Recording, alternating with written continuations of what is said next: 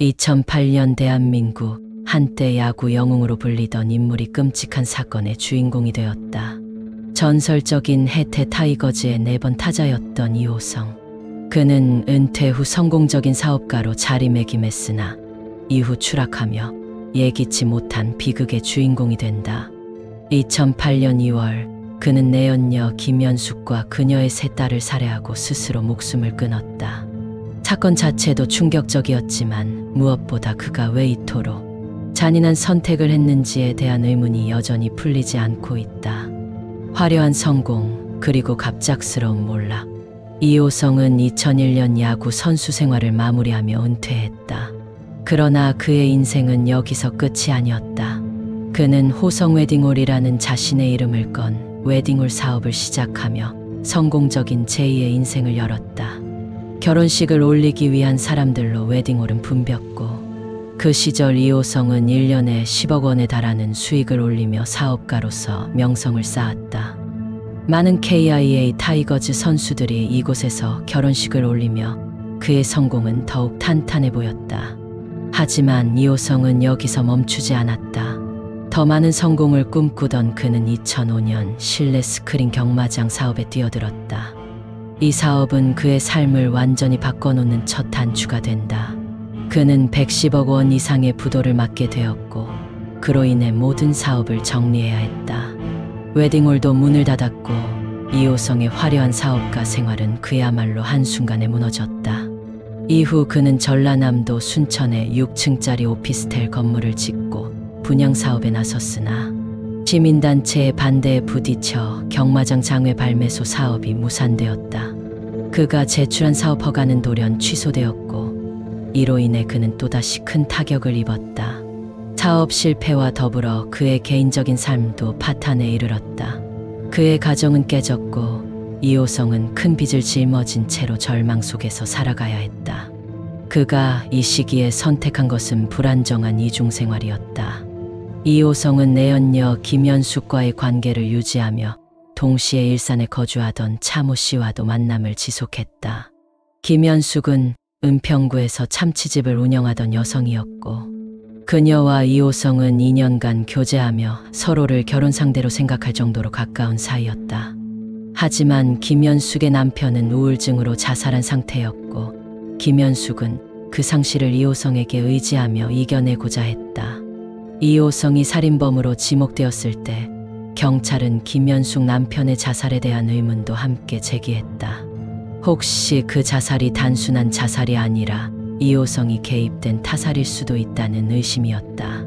하지만 이호성의 자살로 인해 이 의혹은 영원히 미스터리로 남고 말았다. 2008년 2월 15일 김연숙은 은행에서 1억 7천만 원을 인출했다.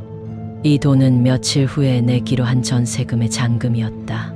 그녀는 여러 은행에 걸쳐 돈을 나누어 예치했고, 그 과정은 모두 CCTV에 잡혔다. 이후 그녀는 이호성의 차를 타고 떠났다. 김연숙이 마지막으로 목격된 장면이었다. 2월 18일 김연숙은 이호성과 함께 다시 은행에 가서 분산 예치했던 돈을 모두 인출했다. 이후 김연숙은 자신이 운영하던 횟집 종업원들에게 며칠 여행을 다녀오겠다고 말한 뒤 연락이 두절되었다. 김연숙과 그녀의 3딸은 그 후로 어디에서도 모습을 드러내지 않았다.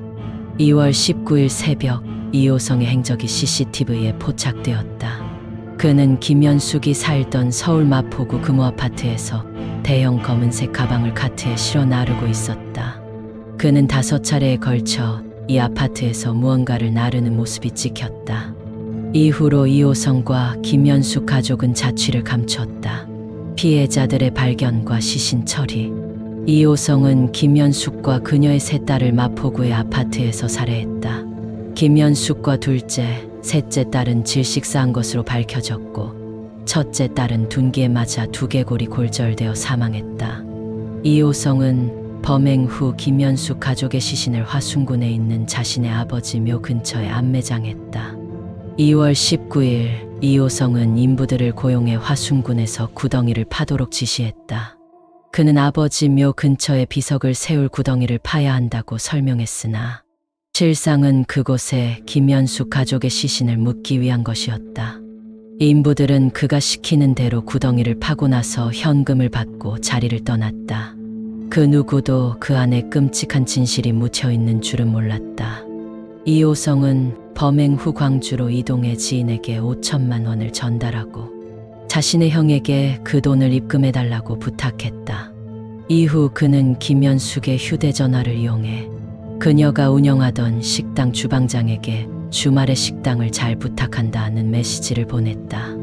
그의 행동은 치밀했고 사건을 숨기려는 시도가 곳곳에서 드러났다. 2008년 3월 9일 이호성은 성수대교 위에서 마지막 순간을 맞았다. 그는 차 여인과 함께 술을 마신 후 그녀를 택시로 돌려보내고 혼자 남아 있었다. 그리고 성수대교 아래로 몸을 던졌다. 그의 시신은 다음 날 한강에서 발견되었고 사건은 그의 죽음으로 인해 새로운 국면을 맞았다. 이호성의 죽음 이후 경찰은 그의 자살 배경을 조사했으나 그가 남긴 유서에는 피해자들에 대한 언급은 없었다. 그는 가족에게 간단한 사과와 아들에 대한 부탁을 남겼을 뿐이었다. 이호성의 자살로 인해 범행 동기는 끝내 밝혀지지 않았고 그가 왜 내연녀와 그녀의 세 딸을 살해했는지는 미스터리로 남아있다. 대한민국을 대표하는 야구 스타였던 그가 왜 이런 끔찍한 범죄를 저질렀는지, 그의 심리적 상태는 어땠는지 여전히 많은 의문이 남아있다. 그의 자살은 사건의 진실을 영원히 감추어 버렸고 남은 사람들은 이 사건을 추측만 할 수 있을 뿐이다.